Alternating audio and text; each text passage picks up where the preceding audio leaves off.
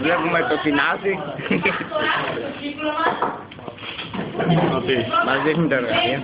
Αντοχή 25 βολτ. Εμείς θα δώσουμε 38. Το ίδιο είναι. Με βλέπει. Έχω αγωνία βέβαια. Με βλέπει.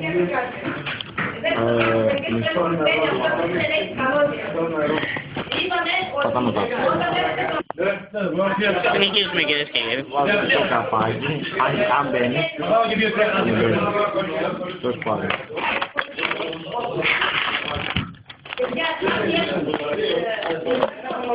Βλέπουμε τις τελευταίες λεπτομέρειες. Τρίτη μεγάλη κρίση.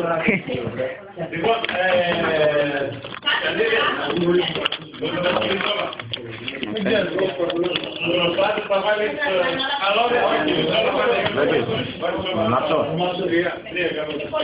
Άντε,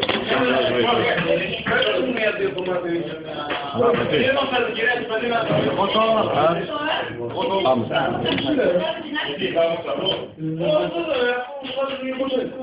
Μαλάκα.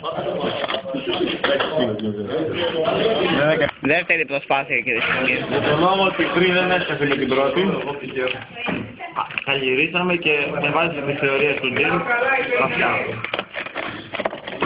Να επενθυμίσουμε ότι η Τζιμ είναι ο άλλος μας μαθητής.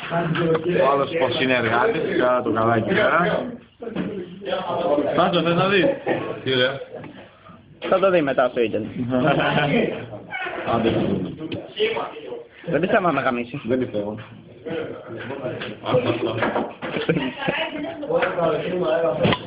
Ωραία, Υπάρχει, έγινε έκρηξη. Κοιτάξτε την κούμπα.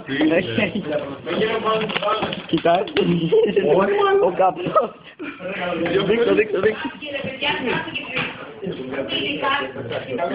Τι μικρή έβαλε. Αυτά είναι.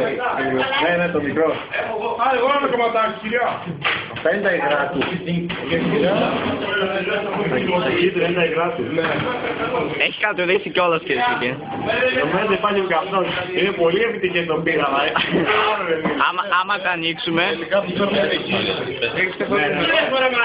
Λίγο νερό να βάλεις στο μπέρι. Αυτά. Το πείραμα πέτυχε. Φέρνουν και δεν θα